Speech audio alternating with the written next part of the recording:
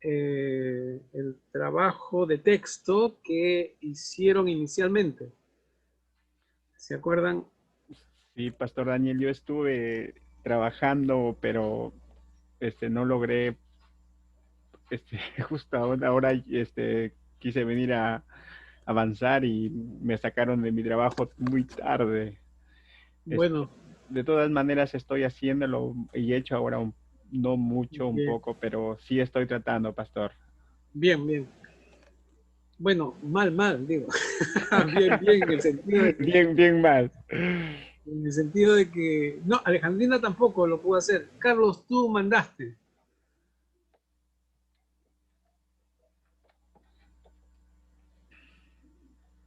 ¿Qué tal, Carlos? ¿Cómo estás? Veo ahí que entraste, ¿no? No veo tu micrófono, creo que está activo. Bueno, Joel, ¿cómo te fue a ti?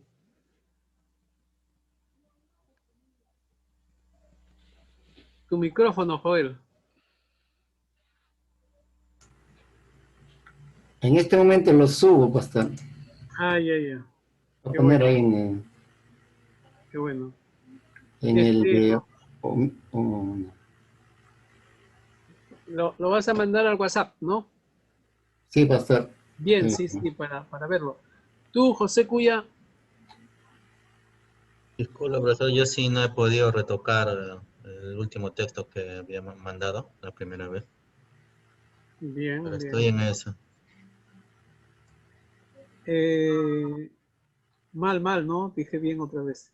Bueno, José, Carlos, recibí tu trabajo.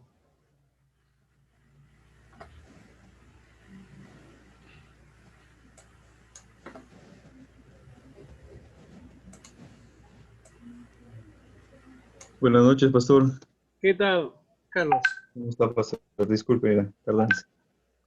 Ah, bueno, entonces vamos a tener el de Carlos y el de Joel.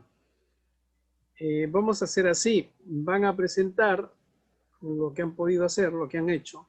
Vamos a comentar y después yo haré una presentación de unos tips para la lectura del Apocalipsis, para entender mejor el Apocalipsis. ¿Sí? Bien.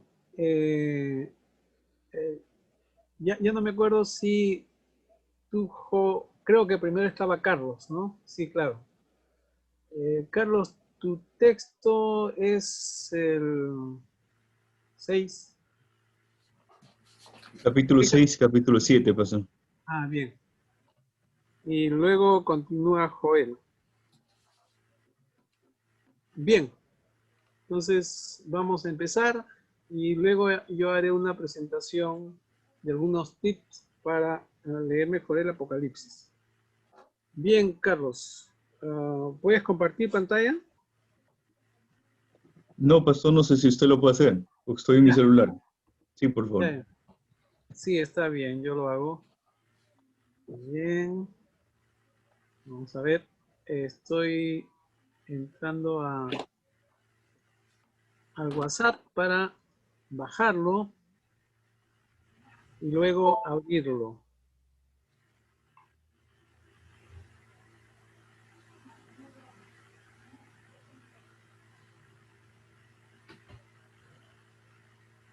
Estoy en eso y ahora voy a abrir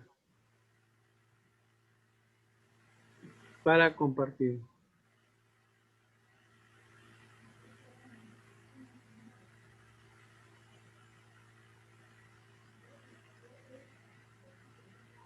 Bien,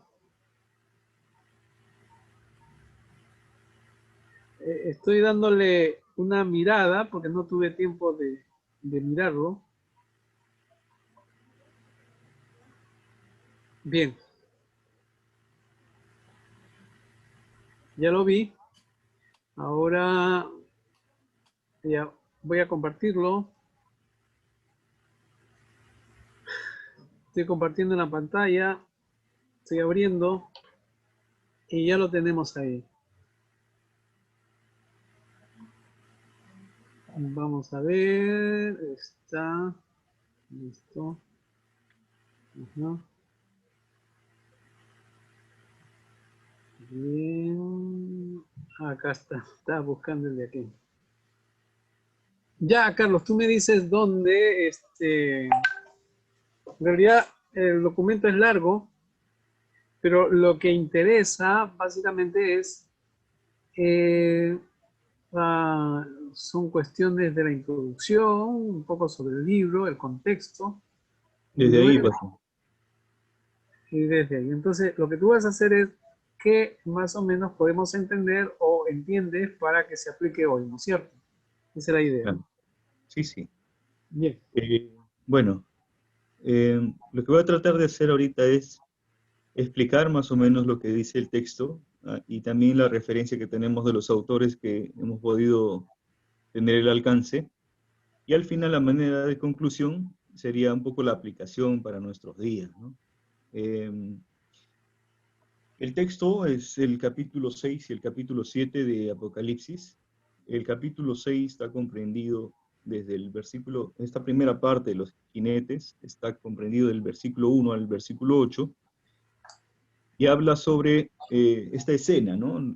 Si recordamos, en el capítulo 5 se habla del Cordero, el Cordero de Dios, que es el único capaz de abrir los sellos de un libro, que tenemos la figura de un pergamino que está sellado, y que el único capaz de abrirlo es Jesucristo por la acción ejecutada en la cruz, ¿no? Como Cordero Pascual, y que en medio de las gentes no había quien tendría la capacidad de abrir este libro, ¿no? A partir de esto, el capítulo 6 nos va a hablar del desenlace al abrirse cada uno de estos sellos. Y el primer sello nos va a hablar lo siguiente, ¿no? Hay una figura del caballo blanco, ¿no? Y hay bastante controversia acerca de quién sería este personaje, el jinete y el caballo blanco, pero a la luz de los comentarios y a la luz también de lo que el texto trata de mencionar, es esto lo que yo un poco elaboro a partir de este versículo, o el capítulo 6, de estos dos primeros versículos, el 1 y 2. El versículo 1 y 2 va a decir lo siguiente: vi cuando el Cordero rompió el primero de los 7 sellos, y oí a uno de los 4 seres vivientes que gritaba con voz de trueno: ven. Miré y apareció un caballo blanco. El jinete llevaba un arco, se le dio una corona y salió como vencedor para seguir venciendo. Esta es una de las figuras controversiales entre los exégetas. Para algunos, el jinete triunfante con corona y el caballo blanco suponen una imagen positiva, ¿no? Dos autores precisan de que, básicamente Hugo Bani, ¿no?, va a precisar de que es una imagen positiva, pero en contraposición está Picasa, que nos hablaría más bien de una imagen aparentemente positiva que al final resulta ser negativa, ¿no? Entonces, lo que esbozo un poco aquí es lo siguiente, ¿no? Vemos a un jinete triunfante con corona, con un caballo blanco, supone una imagen positiva dentro del relato.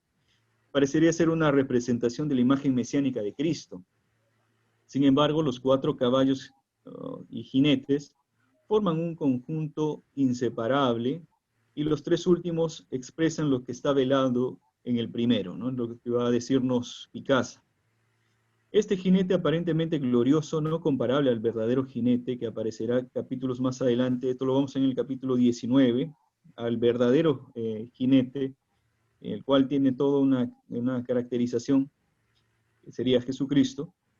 Este jinete, al cual se le da un arco y tiene una corona y parece en escena aparentemente triunfante, representa la mentirosa pompa que subliman los poderes romanos de aquel entonces, el imperio opresor de la época del libro, ¿no? Aparentemente trae esperanza y salvación, sin embargo, tras de él aparecen en escena violencia y maldad, después el caballo negro, que va a traer injusticia y hambre, y finalmente el caballo amarillo, que va a traer muerte, primero enfermedad y después la muerte, en la descripción del Hades, siguiendo a esta imagen del caballo amarillo, ¿no? El caballo blanco y su jinete representa el poder ambiguo, que promete esperanza, pero su corruptibilidad finalmente lo delata, y son perpetradores de todo tipo de maldades y homicidios, ¿no? Al final, en la conclusión voy a dar un poco la cuestión contextual, ¿no? Cómo podemos aplicar este término. Siguiendo, en la imagen tenemos al caballo rojo, ¿no? Ya de esto hemos hablado también. El versículo 3 va a decir lo siguiente. Cuando el Cordero rompió el segundo sello, oía al segundo ser viviente que gritaba, ven. En eso salió otro caballo de color rojo, encendido. Al jinete se le entregó una espada, se le permitió quitar la paz de la tierra y hacer que sus habitantes se mataran unos a otros.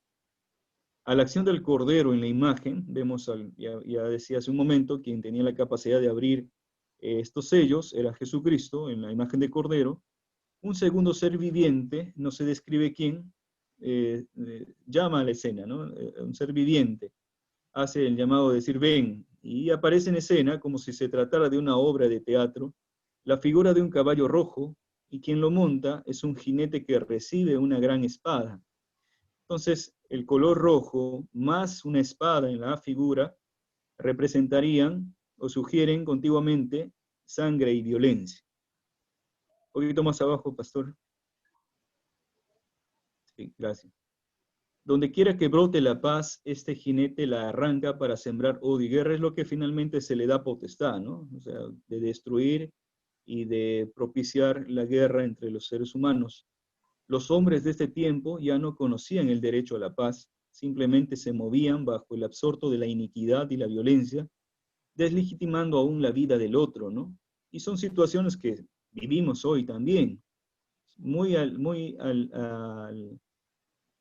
la reflexión o a la vivencia de Juan, el escritor de este libro, en los primeros siglos, o el primer siglo, al finales del primer siglo, pero son situaciones que ahora también seguimos viviendo, ¿no?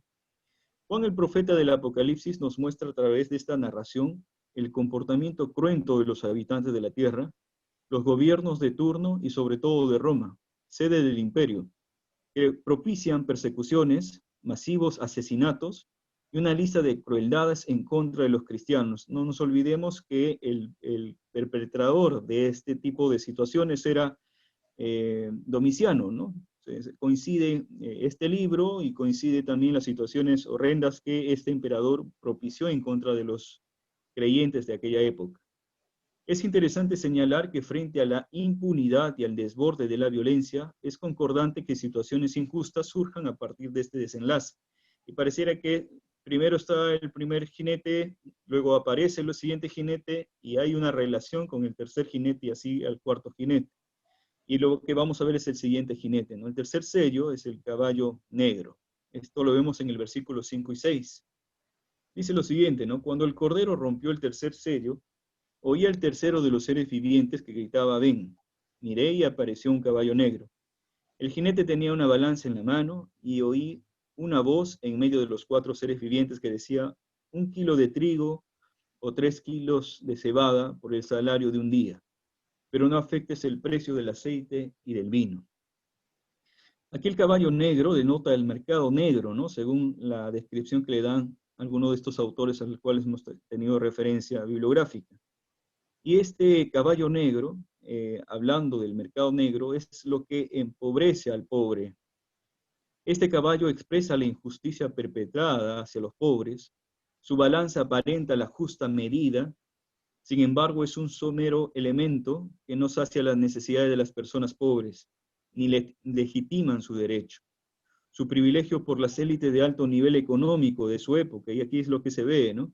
Decíamos hace un tiempo, estudiando este pasaje, las personas que tenían acceso al aceite y al vino eran las personas con mayores recursos, ¿no? La gente rica de aquel entonces.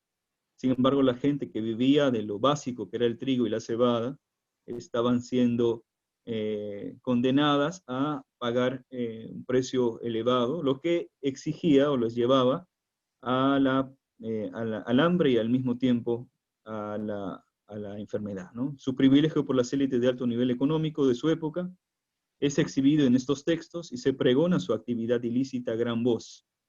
1 kilo de trigo, 3 kilos de cebada por el salario de un día, pero no afectes el precio del aceite y del vino.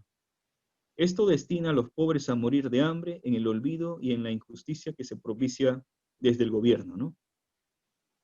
Siguiente paso. El cuarto sello, el caballo amarillento, lo vemos en el versículo 7 y 8, ¿no? Lo que dice es, cuando el Cordero rompió el cuarto sello, oí la voz del cuarto ser viviente que gritaba, ven. Miré y apareció un caballo amarillento. El jinete se llamaba Muerte y el infierno lo seguía de cerca. Y se les otorgó poder sobre la cuarta parte de la tierra para matar por medio de la espada, el hambre, las epidemias y las fieras de la tierra. Entonces hay una consecuencia desde el primer jinete a este jinete que finalmente termina todo esto con la muerte, ¿no? En la imagen, en la lectura que tenemos, se ve a la muerte como el suceso final de todas estas situaciones terribles, ¿no? Este caballo finalmente en la escena de los cuatro jinetes representa el hedor de la enfermedad que es propagado por la carencia, la pobreza y el hambre. Antiguamente, hoy también, el color amarillo en las personas o seres vivos, aquí vemos a un caballo de color amarillo, era símbolo de enfermedad y hasta de descomposición. El contiguo personaje a la enfermedad masiva es la muerte, o el Hades, ¿no? En la figura del texto. Respecto a este último personaje, no hace falta decir de dónde viene. Ella sigue como último caballo a los caballos anteriores. Tras el blanco de la gloria mentirosa, el rojo de la espada y el negro del hambre, avanza el último jinete en caballo amarillento de muerte. Este es el final. No hay quinto jinete, pues el cuarto es el Hades. Ahí termina todo, y como diríamos en nuestras frases populares, ahí muere todo con la muerte, ¿no? Todos ellos finalmente aparecen como los males que los mismos hombres buscan y propician, una serie de calamidades que les toca soportar, la muerte, el hambre, las enfermedades. La tradición budista, y esto lo saco de una de las lecturas que me pareció interesante, dice, la tradición budista ha creado otra procesión semejante cuando dice que Gautama salió de casa y encontró en su camino al enfermo, al anciano, al moribundo y finalmente al muerto. Hay una diferencia fundamental. Buda destaca los problemas naturales de la vida, con las penalidades que nacen de nuestra forma de existir sobre la tierra. Sin embargo, Juan descubre, en cambio, los males que nacen de la violencia imperial de la historia, ¿no? No olvidemos que Juan está describiendo una situación del momento, una situación que es propiciada por el Imperio Romano. Bueno, del pecado natural de Buda hemos pasado al histórico social, si vale esta palabra en la descripción que Juan nos da, ¿no? Siguiente, pastor.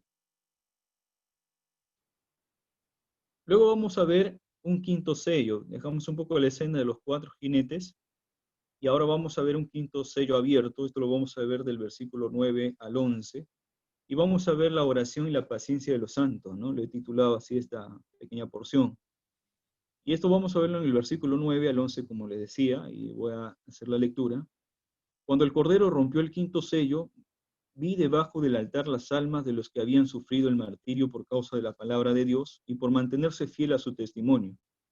Gritaban a gran voz, ¿hasta cuándo, soberano Señor, santo y veraz, seguirás sin juzgar a los habitantes de la tierra y sin vengar nuestra muerte? Entonces cada uno de ellos recibió ropas blancas y se les dijo que esperaran un poco más, hasta que se completara el número de sus consiervos y hermanos que iban a sufrir el martirio como ellos. Al abrirse el quinto sello por parte exclusiva del Cordero, ya habíamos hablado de esto y lo estoy repitiendo bastante, el único que capaz de poder abrir estos sellos es Jesús, Jesucristo, es develado entonces la visión, el altar que contenía las almas de todos los martirizados por causa de Cristo, ¿no? Esta visión corresponde a una concepción judía que decía que las almas de los mártires o justos eran guardados en el altar del templo de Dios. Una imagen que este profeta Juan, conocedor y habiendo venido de un trasfondo judío, conocía muy bien, está haciendo una descripción de lo que él conocía, entonces ve en escena las almas de los mártires que están siendo muertos por causa de los opresores de esta época, ¿no? Desde allí ellos piden ajusticiar los crímenes perpetrados por los sanguinarios malvados y opresores. Aquí resulta inverosímil acallarlos. Requieren realizar la catarsis terapéutica y explotar el dolor de su sufrimiento. Entonces vemos a almas que finalmente piden a Dios que haga justicia, ¿no? Vamos a verlo en el texto. ¿Hasta cuándo, Señor, permitirás que sigan martirizando a los que creen en tu nombre? Estoy parafraseando un poco la idea, ¿no? Entonces, es permitido, dicen los autores, este tipo de catarsis que hacen las personas luego de los crímenes que son propiciados en contra de ellos, ¿no? La venganza forma parte del proceso de la historia cristiana y debe ser asumida para trascenderla a través del mismo camino dramático del texto o de la historia, tal como se expresa en Jesús. Así ha interpretado esta plegaria de los asesinatos, ¿no? Finalmente los asesinados que piden venganza, tienen razón ante Dios y Dios ha de escucharles, identificándose de algún modo con ellos. Los mártires son vestidos con ropas nuevas, se les da la oportunidad de vestir ropas nuevas, son reconfortados y se les pide tener paciencia, ¿no? Y se les pide tener paciencia porque se tenía que completar un número finalmente de mártires. Y esto es lo que yo trato de poner acá. Hasta que el número de mártires sea completado en este proceso de cruda tribulación. Después de esta escena pasamos al sexto sello, el día del Señor, y esto lo vamos a ver del versículo 12 al 17, que es uno de las perícopas más extensas dentro de este capítulo. Versículo 12 dice: vi que el Cordero rompió el sexto sello y se produjo un gran terremoto. El sol se oscureció como si hubiera vestido de luto, la luna entera se tornó roja como la sangre, y las estrellas del firmamento cayeron sobre la tierra, como caen los higos verdes de la higuera sacudida por el vendaval. El firmamento desapareció como cuando se enrolla un pergamino, y todas las montañas y las islas fueron removidas de su lugar. Los reyes de la tierra, los magnates, los jefes militares, los ricos, los poderosos y todos los demás esclavos y libres se escondieron en las cuevas y entre las peñas de las montañas. Es interesante fijar quiénes son los personajes que se van describiendo, ¿no? Todos ellos son parte de este gobierno opresor en la figura de Roma como imperio. Versículo 16. Todos gritaban a las montañas y a las peñas: caigan sobre nosotros y escóndanos de la mirada del que está sentado en el trono y de la ira del Cordero, porque ha llegado el gran día del castigo. ¿Quién podrá mantenerse en pie? La conmoción cósmica descrita en esta parte del texto responde a la angustia de aquellos que se oponen al Cordero. Esto lo vemos del versículo 15 al 17. Hay una angustia muy, muy cruenta y muy, muy fuerte de parte de los que hacen contrario a la fe de los cristianos en esta época, ¿no? Anteriormente se pregonaba el clamor de los asesinados, pidiendo venganza contra los habitantes de la tierra. Esto lo vemos en el versículo 10. Dios responde de un modo indirecto por fenómenos del cosmos, no necesita castigarles directamente. Y es interesante porque aquí los autores que tenemos en la bibliografía van a hablar de la referencia que Dios finalmente no va a hacer un castigo directo, porque Él hace un pacto en el Génesis, cuando dice que de la misma forma en cómo, haciendo direccionando un poco la historia del diluvio, finalmente Dios hace un compromiso con el ser humano de no castigarles de este modo, ¿no? Sin embargo, vemos en la escena situaciones que caen esas estrellas, el sol se vuelve oscura y se hace como sangre, y situaciones de los fenómenos naturales, finalmente ellos responden a esto de esta manera, ¿no? Estos fenómenos del cosmos no necesitan ser dados por Dios, sino finalmente Dios deja que el mundo se exprese en su fragilidad, iniciando su proceso destructor. El ser humano ha favorecido para sí su propia destrucción. Y es lo que vivimos hoy, ¿no? Si tenemos la situación de pandemia por nuestra propia responsabilidad. Y no es como se decía al principio de la pandemia, ¿no? Dios es el que está efectuando esto, nos está dando un castigo. No, es esto una consecuencia natural de nuestra propia responsabilidad y en destrucción con nuestro ecosistema. Entonces, el ser humano ha favorecido para sí su propia destrucción. Ha afectado tanto sus ecosistemas, ahora ellas caen debilitados, aplastando toda vida que de ella depende, ¿no? Comenzando por los seres humanos. La calamidad aquí descrita causa zozobra y terror en los habitantes de la tierra, ¿Quiénes son estos habitantes de la tierra que hacían contrario a la realidad de Dios en este mundo? Eran los opresores, en este caso el opresor que era el Imperio Romano, ¿no? Perpetradores de crímenes y de quienes se pide venganza, ¿no? Ellos buscan escapar del desastre, buscando refugios y claman por su inminente consumación a fin de no seguir sufriendo. Finalmente vamos a ver el capítulo 7, y esto corresponde al versículo 1 al 17. Aquí vamos a ver los 144.000 sellados, vamos a ver a la gran multitud y finalmente vamos a ver una situación litúrgica al final de esta historia, ¿no? Voy a hacer lectura, creo que, no sé si sea, creo que es necesario hacer la lectura de todo este pasaje, lo vamos a leer todos. Del capítulo 7, del versículo 1 al versículo 8 está esta primera perícopa, dice lo siguiente, ¿no? Después de esto vi a 4 ángeles en los 4 ángulos de la tierra, estaban allí de pie, deteniéndose los 4 vientos para que estos no se desataran sobre la tierra, el mar y los árboles. Vi también a otro ángel que venía del oriente con el sello del Dios vivo. Gritó con voz potente a los 4 ángeles a quienes se les había permitido hacer daño a la tierra y al mar. No hagan daño ni a la tierra, ni al mar, ni a los árboles, hasta que hayamos puesto un sello en la frente de los siervos de nuestro Dios. Y oí el número de los que fueron sellados, 144.000 de toda tribu de Israel. De la tribu de Judá fueron sellados 12.000, de la tribu de Rubén 12.000, de la tribu de Gad 12.000, de la tribu de Aser 12.000, de la tribu de Neftalí 12.000, de la tribu de Manasés 12.000, de la tribu de Simeón 12.000, de la tribu de Leví 12.000, de la tribu de Isaacar 12.000, de la tribu de Zabulón 12.000, de la tribu de José 12.000, de la tribu de Benjamín 12.000. No olvidemos que estos números son solamente referenciales, no son números literales, ¿no?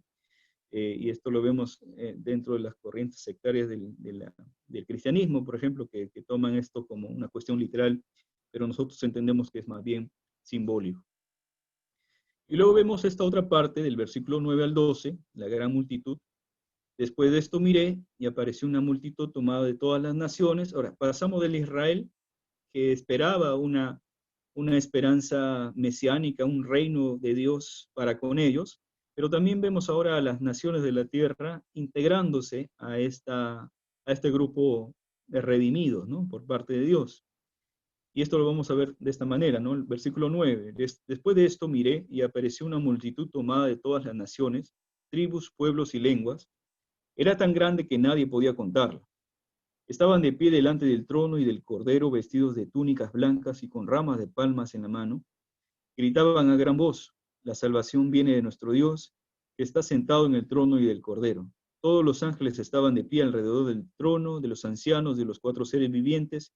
Se postraron rostro en tierra delante del trono y adoraron a Dios, diciendo: amén. La alabanza, la gloria, la sabiduría, la acción de gracias, la honra, el poder, la fortaleza son de nuestro Dios por los siglos de los siglos. Amén. Y finalmente tenemos esta última perícopa que está del 13 al 17, que nos va a decir lo siguiente, ¿no? Entonces uno de los ancianos me preguntó: ¿esos que están vestidos de blanco, quiénes son y de dónde vienen? Eso usted lo sabe, mi señor, respondí. Él me dijo: aquellos son los que están saliendo de la gran tribulación.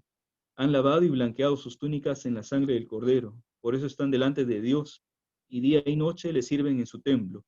Y los que están sentados en el trono le darán refugio en su santuario.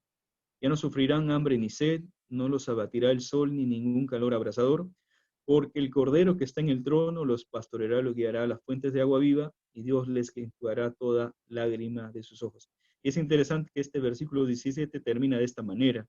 O sea, pasamos de una cuestión dramática a una realidad esperanzadora, ¿no? Porque ese es en realidad el lenguaje del Apocalipsis, es describirnos el lamento, pero también describirnos la esperanza y la alegría que finalmente sucede cuando se concreta el reino de Dios instaurado por medio de Jesucristo, ¿no? Finalmente Dios interviene en toda esta escena para librar del peligro a los creyentes que aún quedan en la tierra.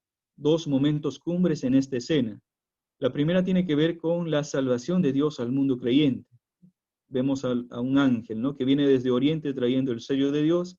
Entonces se sellan a los redimidos, y ellos son preservados, y la segunda con el proceso litúrgico propio de las almas salvadas, comenzando por Israel como nación y terminando con la integración de los gentiles de todas las naciones de la tierra al redil soteriológico, a este redil salvífico de Dios, su iglesia, ¿no?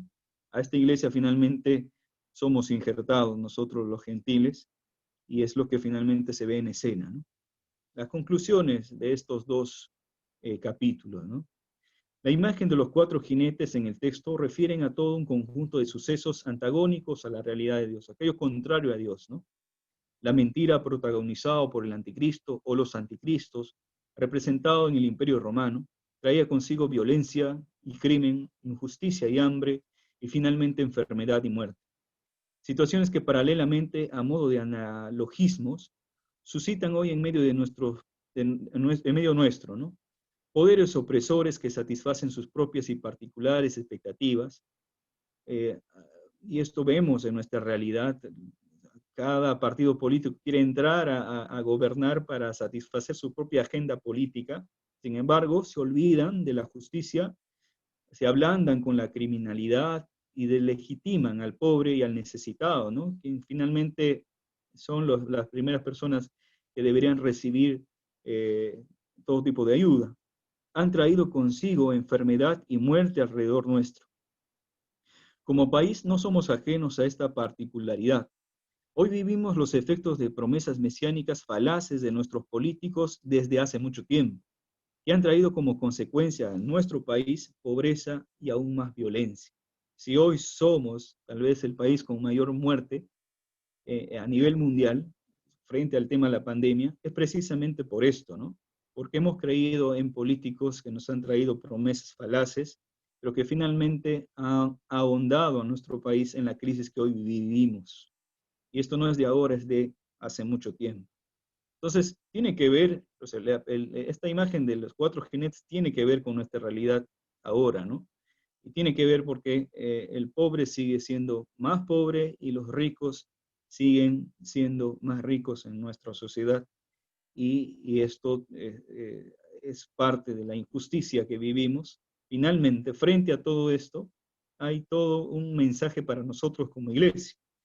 Por eso en el segundo punto pongo lo siguiente. Sin embargo, hay un mensaje que llama al aliento y a la perseverancia a la iglesia, ¿no? Cristo es el centro de nuestra historia y por medio de él, todos nosotros somos redimidos y preservados. No solamente tiene que ver con la salvación del alma, ¿no? Siempre hablamos de eso. Tiene que ver con una salvación integral, tiene que ver con un abordaje integral de la vida del hombre. La iglesia tiene la función aún hoy en medio La iglesia tiene la función aún en medio de la crisis y las pandemias a seguir pregonando el mensaje liberador del Evangelio, a vivir de acuerdo a la piedad cristiana, pero sobre todo a seguir extendiendo el reino de la justicia y de la verdad. Si el mundo nos ofrece la injusticia y la violencia, nosotros pues ofrecemos como creyentes la justicia que proviene de Dios y la verdad que proviene también de Él, ¿no? A todo esto, la maldad, la injusticia y la violencia, sin embargo, no olvidemos que tiene un tiempo limitado. Aun cuando pareciera que las fuerzas oscuras tendrían control sobre este mundo, Dios finalmente tiene el poder para vencer el mal. Su amor borra multitud de pecados y males, y la iglesia, baluarte de Dios, nosotros, tiene el compromiso de expandirlo en medio de todos estos antagonismos humanos. En realidad, la iglesia tiene esta labor. Y es esta batalla, ¿no? Esta batalla cósmica que algunos refieren. Es nuestra batalla como iglesia frente a lo que es contrario a los valores del reino. Finalmente, la iglesia del Señor, al hacer su lectura del Apocalipsis, y es algo que también al principio, en la lectura que no hemos hecho, explica un poco, ¿no?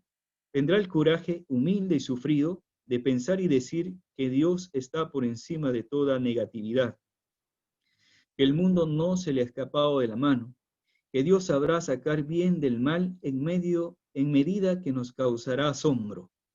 El llanto finalmente se convierte en alegría y en la retumbante voz de millares de creyentes, porque así termina este capítulo 7, en una retumbante adoración de millares de creyentes redimidos que adoran al Cordero y que ahora son integrados a la fiesta del Señor.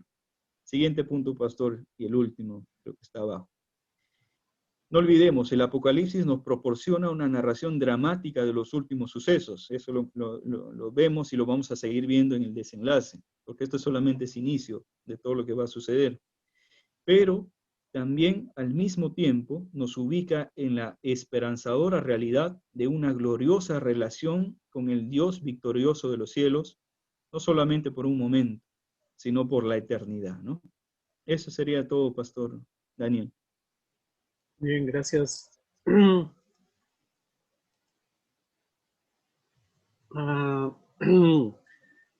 sé si quieres remarcar algo, Carlos, respecto a cómo este texto leído contextualmente y desde nuestra realidad ayuda a la iglesia, ayuda a los cristianos, a las cristianas. ¿Qué ayudaría en todo caso? Yo creo que nos ayudaría a asumir un mejor papel como iglesia, ¿no?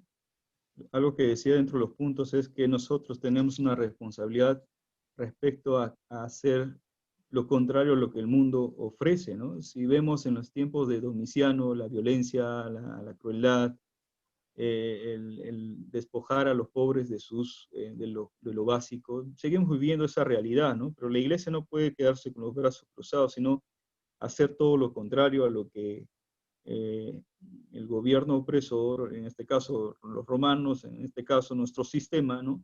Hace en contra de los menos favorecidos, ¿no? Entonces, creo que el llamado está ahí, ¿no? Y por eso yo decía hace clases pasadas que el Apocalipsis va a darnos un mensaje dinámico, porque el Apocalipsis se dinamiza en nuestros tiempos.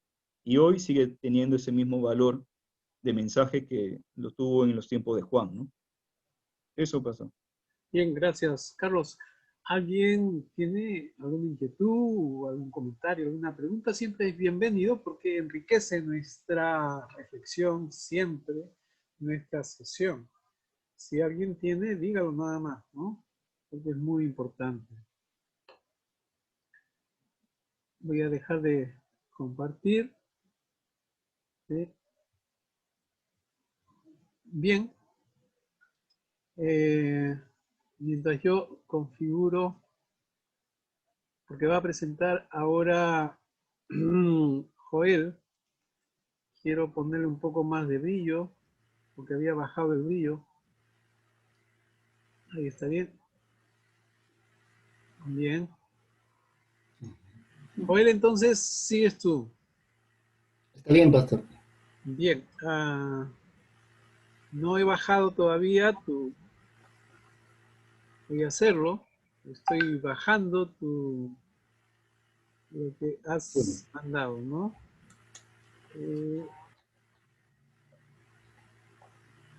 Aquí en el step lo mandaste, ¿no? O directamente con tu nombre. Sí, con Ya. mi nombre. Sí, ya lo vi. Bien. Voy a abrir entonces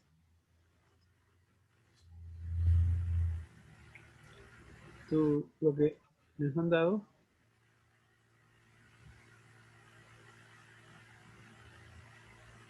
Muy bien. Espérate, estoy abriendo otro. Ahora sí, Joel. Vamos a compartir entonces.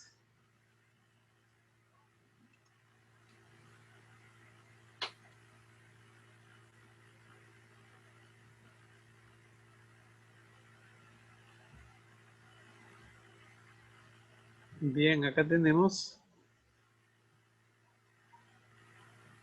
Bien. Voy a ampliarlo. Y ahí lo tenemos. ¿Está bien? ¿Más grande? Ahí está bien, pastor. Bien. Bien, buenas noches con todos. A mí me tocó la parte del Apocalipsis del capítulo 8, versículos del 1 hasta el 11. Perdón. Capítulo 8 del versículo 1 hasta el capítulo 11, versículo 14. Bueno, Bani ha titulado a toda esta parte, La historia de la salvación se pone en movimiento. Sección de las trompetas. Entonces, en el capítulo 8 comienza pues, con la apertura del séptimo sello. Cuando se abre el séptimo sello encontramos los siguientes símbolos, ¿no? Hay un silencio por media hora. Esto simboliza la expectativa en el cielo de la respuesta de Dios a las oraciones de los justos. Encontramos también 7 ángeles con 7 trompetas, lo cual va a representar pues el justo juicio de Dios, ¿no? Lo que Dios va a responder a las oraciones de los justos. El incenciario y el incienso significa el trámite que el cielo le da al clamor de los santos. La oración de los santos, a la oración de los santos se le añade incienso, ¿no? En un incenciario para que esas oraciones tengan pues un olor agradable delante de Dios, ¿no? Es decir, se les da un trámite adecuado para que puedan recibir una respuesta favorable. Y en el último lugar encontramos que el ángel arroja el incenciario a la tierra. Entonces es una advertencia de que viene el juicio de Dios, ¿no? Esto produce temblores, terremotos, que anuncian pues que viene el juicio de Dios. Seguidamente vienen las 7 trompetas, ¿no? En primer lugar encontramos que los ángeles se disponen a tocar las trompetas, es decir, comienza el juicio de Dios. Bani afirma que se revive la experiencia del Éxodo. Siendo así, en toda esta escena de las trompetas, Dios destruye todo falso Dios que el hombre se ha levantado, ¿no?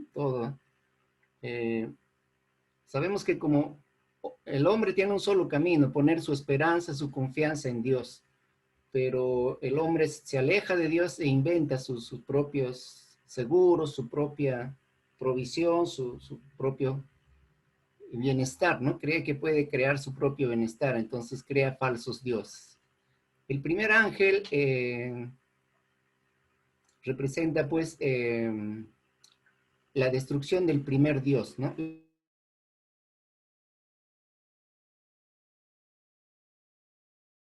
Ídolo, ¿no? Como ídolo. Si bien es cierto que debemos hacer un uso responsable de la naturaleza, no se le puede convertir en vaca sagrada, al punto que no se puede explotar los recursos naturales. Hay que usar todo lo que Dios nos ha dado, pero de un modo responsable. Pero cuando ya se llega a no querer tocar nada por conservar la ecología, yo escuché decir a un ecologista que lo mejor que podríamos hacer era destruir a la raza humana porque destruye la ecología. No podemos llegar ya hasta ese extremo, ¿no es cierto? Entonces se convierte en un dios, en un ídolo, y Dios pues destruye todo para que el hombre entienda que su proveedor, su cuidador, su razón de ser es Dios mismo. El segundo ángel destruye el mar, toda la flota que hay en el mar, y es el ídolo pues que ha levantado el hombre como el comercio, ¿no? Sobre todo el mercantilismo, el comercio injusto, el comercio lucrativo, ¿no? Donde la obtención de riquezas es más importante que la justicia social. También Dios va a destruir eso para demostrarle al hombre que no es el comercio el que produce el bienestar, sino Dios, ¿no? Por eso Dios dijo, busca primero el reino de los cielos y su justicia y todo lo demás será añadidura. El tercer ángel también destruye el ídolo de la medicina, ¿no? El hombre cada día pone su esperanza en la medicina y no en Dios. Y podemos ver en el tiempo actual, ¿no? Todos están confiados en que va a salir la vacuna, en que se va a encontrar una cura y nadie se vuelve a Dios, ¿no? Nadie, no es como vemos en la historia, en las pandemias pasadas, todo el mundo volvía a Dios, todo el mundo se arrepentía, y a pesar que no había tanto desarrollo en la medicina, no se conocía casi nada de lo que se conoce hoy, han podido vencer, ¿no? Las pandemias de ese tiempo. Pero ahora con tanta tecnología, con tanta ciencia, nada, estamos peor que en los años 1800. Entonces, el hombre pues tiene que aprender a volverse a Dios.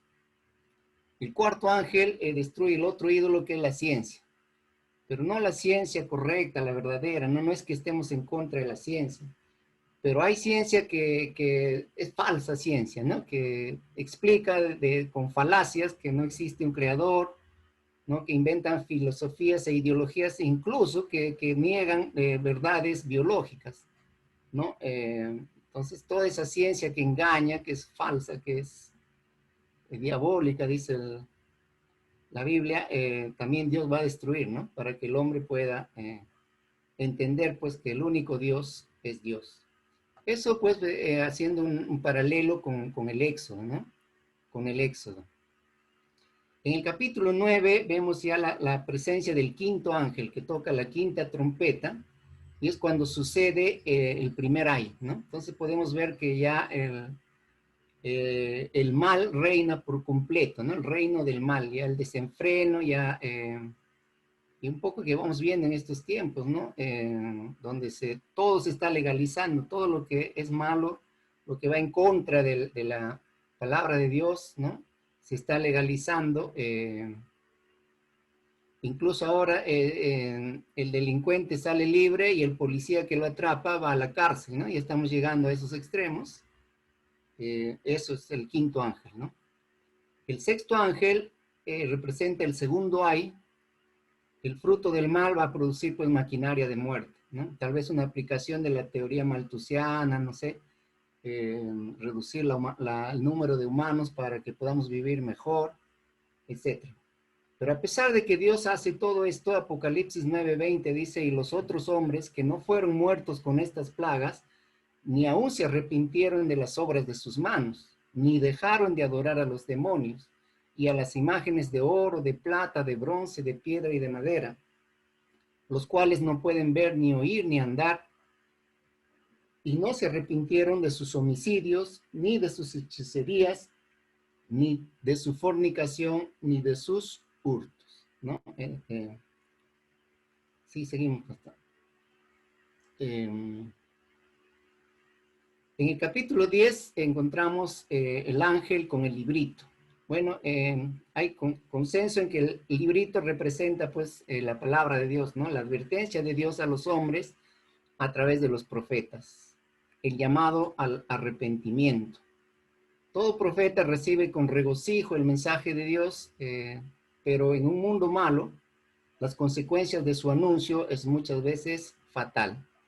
De hecho, los poderes, como se dice ahora, los poderes fácticos, no quieren escuchar, ¿no? La verdad, no quieren arrepentirse de su maldad.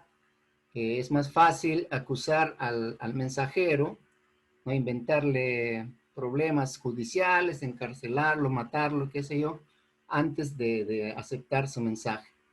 Y todo el core mediático que tiene el poder se encarga de ello, ¿no? Entonces, realmente profetizar la verdad, el mensaje de Dios, en un mundo malo va a ser todavía mucho más difícil, ¿no?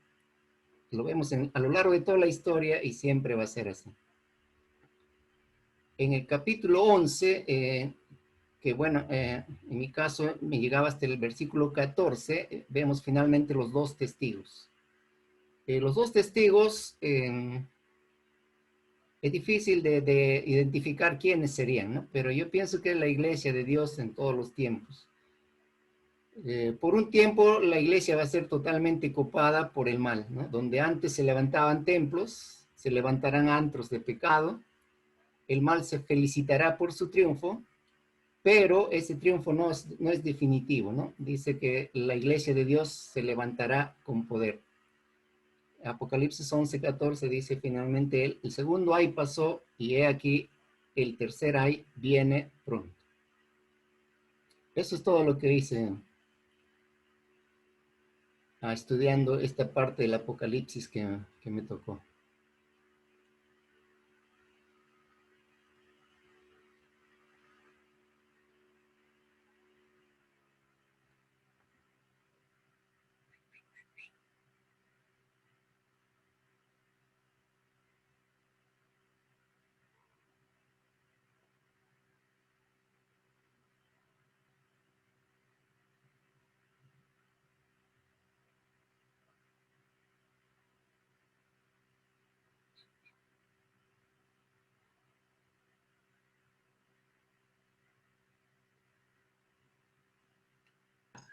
Disculpa, Joel, yo estaba hablando y estaba con el micrófono apagado.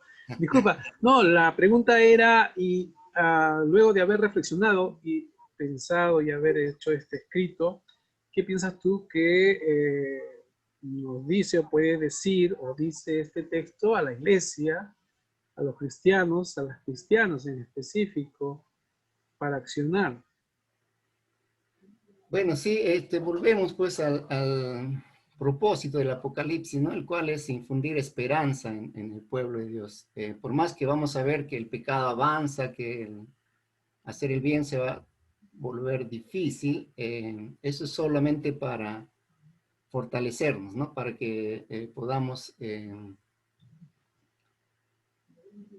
ejercitarnos en la fortaleza que Dios nos quiere dar. Al final, el mal va a terminar mal, valga la redundancia, y la iglesia de Dios se va a levantar con poder. Entonces vale la pena seguir, ¿no? En el camino correcto al cual Dios nos ha llamado. Eso es lo que...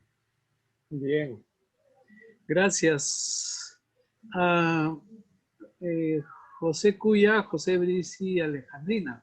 Aun cuando no han hecho ustedes para hoy, pero sí van a hacer para después, del texto que les tocó, ¿qué pueden decir respecto a qué enseña para nuestro tiempo, para la iglesia, para el creyente, para el cristiano, la cristiana? Algo que recuerden del texto, que pueden compartir brevemente nomás.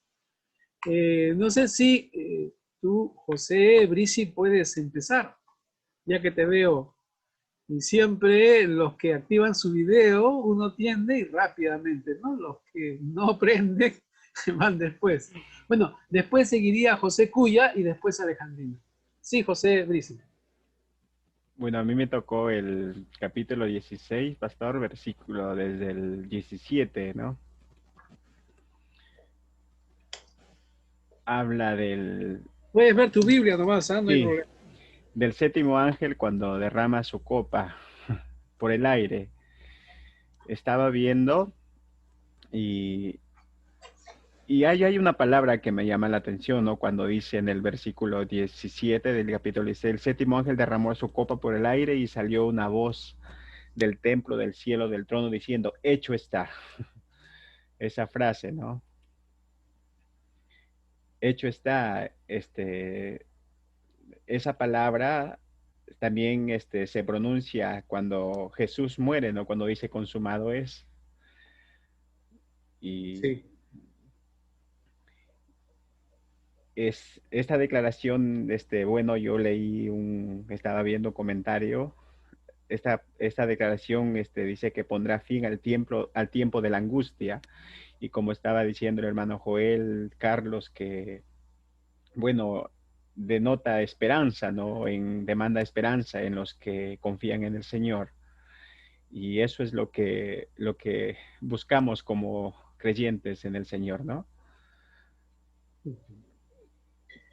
Es interesante, José Brici, que antes del versículo 17, en el versículo 15, dice, yo vengo como ladrón.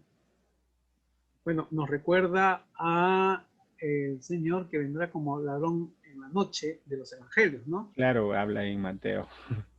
Yo vengo como ladrón. Estoy leyendo el versículo 15, 17, 15. Bienaventurado el que vela y guarda sus ropas, para que no ande desnudo y vean su vergüenza.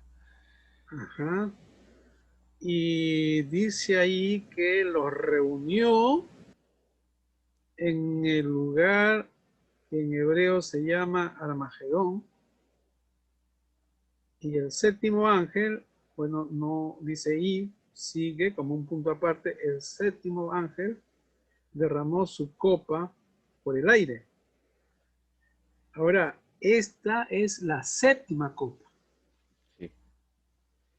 Se han hablado de 6 copas antes, pero acá se anuncia el derramamiento de la séptima copa. Y ser séptima copa es ya lo que colma, lo que completa, lo que termina. Y sigo leyendo, versículo 17, la segunda oración. Y salió una gran voz del santuario del cielo, desde el trono, que decía, ya está hecho. Y yo quería poner el énfasis en hecho está y ya está hecho. Porque el ya está hecho, como que dice, está consumado, ¿no?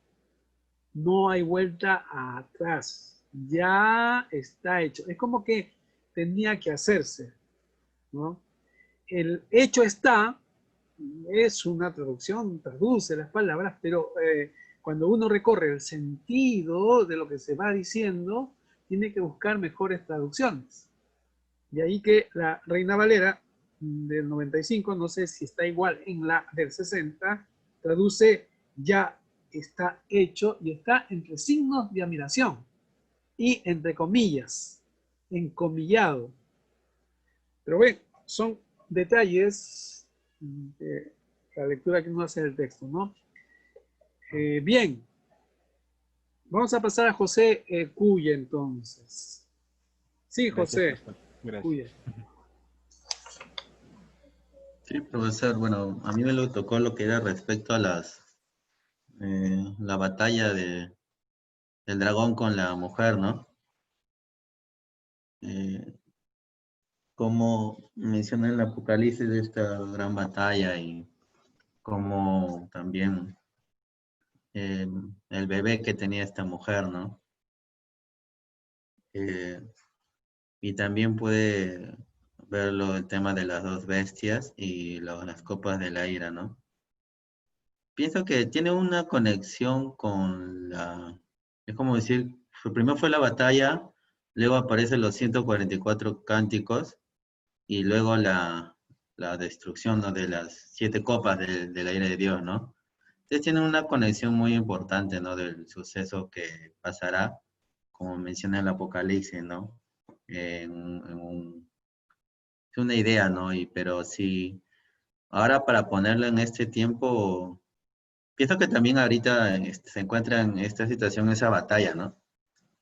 Pienso del diablo contra Cristo, ¿no? Eso es lo que puedo brevemente compartirles, ¿no? Gracias, gracias José Cuya. Siempre esa lucha Ah, que hay, ¿no? En todos los tiempos. Hay que ver quiénes lo representan nada más, ¿no? Quienes toman esos papeles. Pero lo que estamos viendo, y esto es muy importante, es que el texto no solamente habla a lo que va a venir, es decir, al futuro, sino principalmente a lo que sucede actualmente, es decir, los acontecimientos terrenos. Y ya esto es un avance muy interesante, importante para la esperanza. Bien, Alejandrina, ¿qué nos dices de tu texto que era al principio? ¿Recuerdas? Capítulo 4, capítulo 5. Sí, pastor, pero yo no tengo ahorita nada. O sea, todos los documentos se me han borrado. Ah, bueno. Sí. Bien. Está bien.